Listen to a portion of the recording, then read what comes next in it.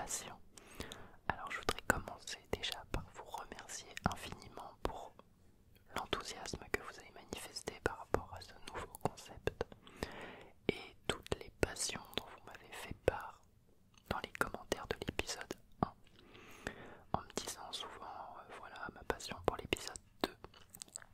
Sachez que déjà dans la vidéo précédente, quand j'ai proposé cette idée, j'ai déjà recueilli énormément de passions. J'en ai fait toute une liste dans l'ordre aléatoire des commentaires. Donc je vais essayer de toutes les faire, mais s'il vous plaît soyez patients. Je peux difficilement en faire plus que 5-6 par vidéo, donc ça va prendre du temps, mais je ne vous oublie pas. Alors, on va commencer aujourd'hui avec la photographie.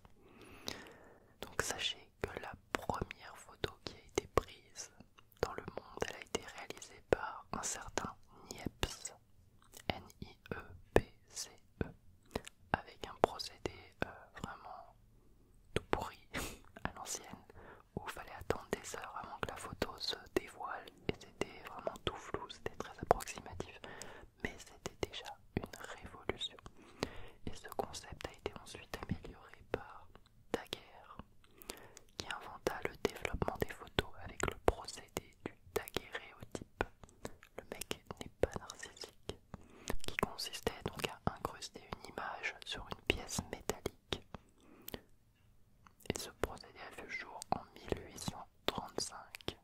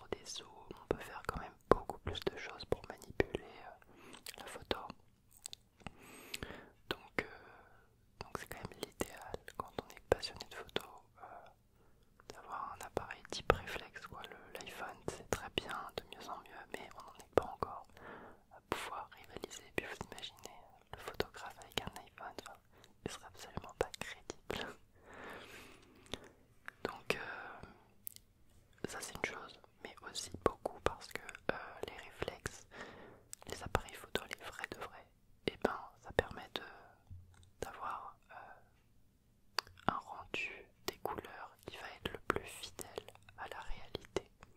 Donc après pour retoucher les photos, et bien c'est clairement beaucoup mieux, on peut le faire de façon beaucoup plus précise. Quand les couleurs sont pas saturées par défaut par l'iPhone ou je ne sais quoi. Alors, la passion pour la photo, finalement, c'est une passion pour l'esthétique. La photo, elle permet de sublimer un sujet, de mettre en valeur des sujets, des personnages, des paysages. C'est en jouant sur le cadrage et la lumière que finalement vous allez pouvoir obtenir une photo réussie, belle et qui va se différencier d'une photo prise n'importe comment, sans tenir compte d'où provient la lumière, de faire un cadrage pourri. Voilà, donc c'est très important. La photo permet d'exprimer sa créativité, sa vision du monde et de communiquer des émotions. Elle nous pousse à la découverte. Et puis bien sûr, au niveau mondial, enfin au niveau pour chacun d'entre nous, elle permet évidemment d'immortaliser des moments importants de notre vie et donc de pouvoir conserver et de se remémorer des souvenirs visuels du passé. La photographie du coup pousse au partage avec les autres également. Voilà. On passe maintenant au patinage artistique. Alors c'est un sport qui est particulièrement populaire en Amérique du Nord, en Europe et en Asie, particulièrement au Japon. La Russie a aussi beaucoup de patineuses. D'après Médiamétrie, c'est le seul sport à être davantage regardé par les femmes que par les hommes. Bon. Dans les années 1200, les premiers patins à glace sont constitués d'os de bœuf ou d'autres animaux en lames mincies et polies. En fait, ils travaillaient des os pour faire des lames. Ils sont utilisés à l'époque comme moyen de locomotion pour aller d'un village à l'autre. Ce sport a subi une première révolution en 1850 grâce à Edward Bushnell qui invente les premiers patins à lame d'acier. Donc des siècles plus tard. Et à nouveau 10 ans plus tard, Jackson Haynes, un maître de ballet américain, intègre des éléments de danse classique dans ce sport. Et c'est alors que l'aristocratie fut conquise par le patinage.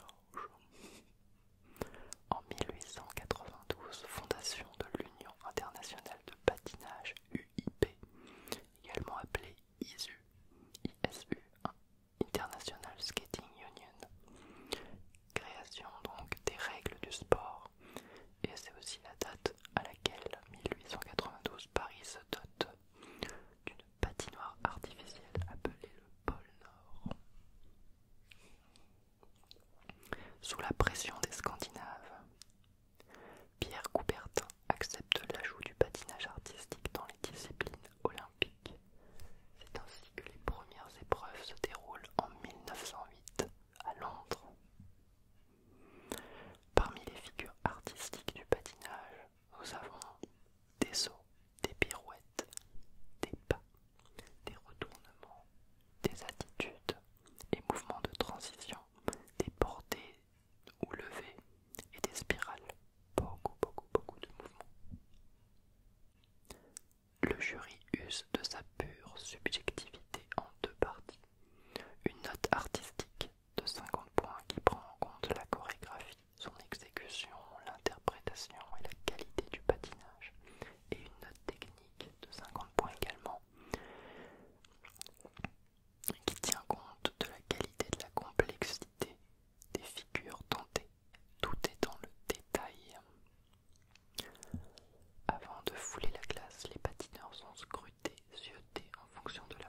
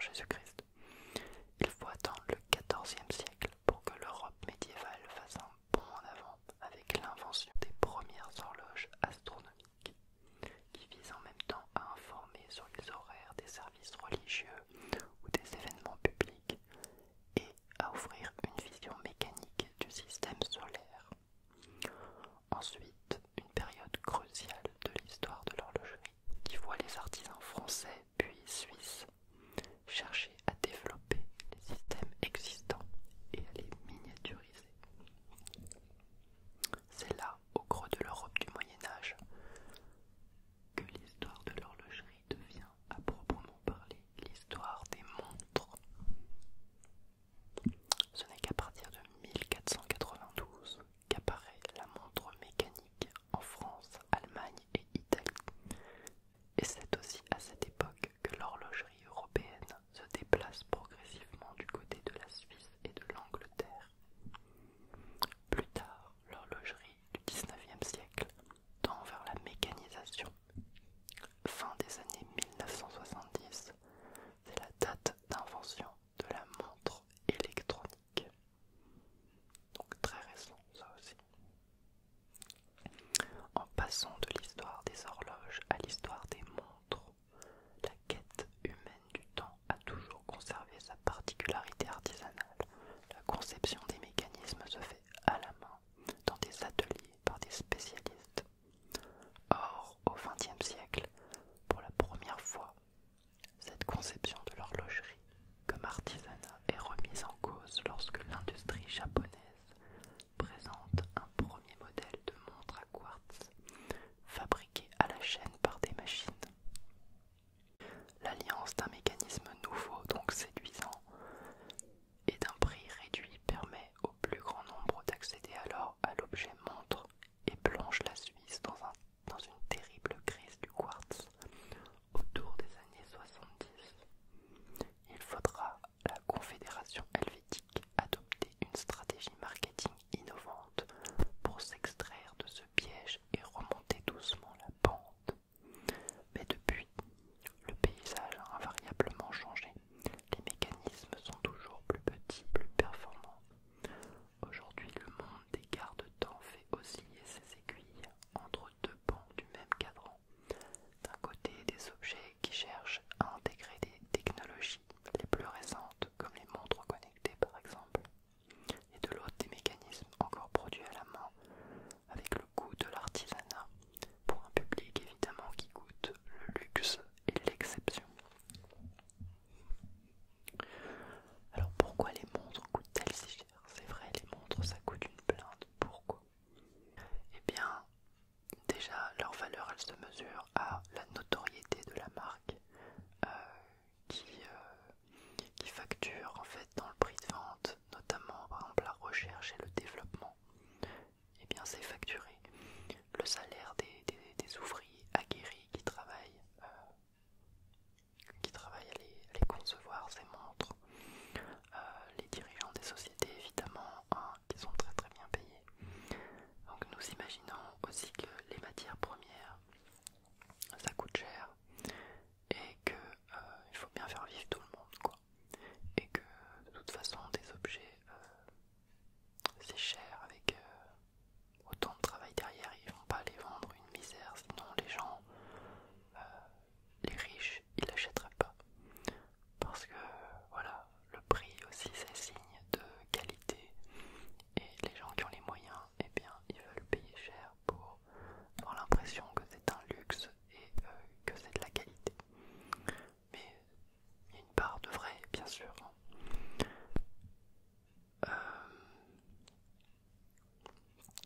En plus de ça, la précision de la montre, c'est un critère très important. C'est sa précision, sa performance et sa fiabilité. Donc ils font des tests de résistance, font aussi la différence avec un produit réalisé industriellement, sans contrôle, sans test des matériaux. Autre petite info, pourquoi est-ce que la Suisse est finalement le pays des montres? Pourquoi c'est eux qui ont mis la main sur ce marché? Eh bien c'est à cause d'un Français qui s'appelle Jean Calvin. Au XVIe siècle, il a interdit le port d'objets d'ornement. Et pour ne pas se retrouver au chômage, les orfèvres et les joailliers genevois, donc de la capitale de la Suisse, durent trouver une autre activité et donc se sont tournés vers l'horlogerie. Voilà, à cause ou grâce de Jean Calvin. Pourquoi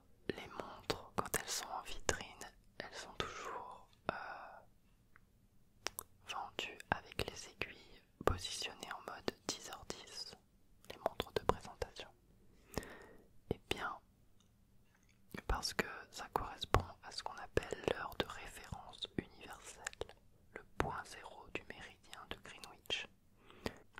Et également parce que les aiguilles en forme de V, placées en forme de V pour faire 10h10, eh bien ça a une connotation particulièrement positive qui rappelle celui du mot victoire.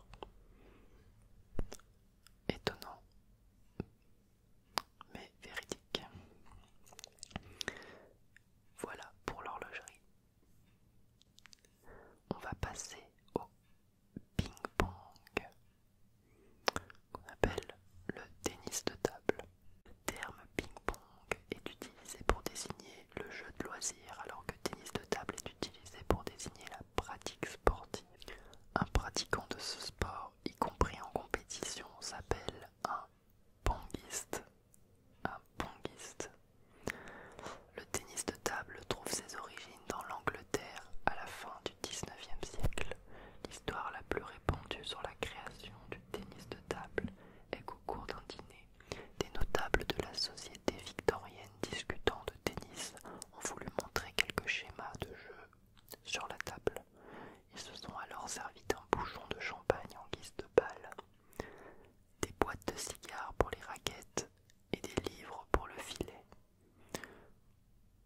Voilà, et ce sport devient olympique depuis 1988. Fin 1940, la FFTT, Fédération française de tennis de table, créée en 1927, est interdite par le régime de Vichy, selon son idéologie de révolution nationale, et est fusionnée en 1941 avec celle du tennis.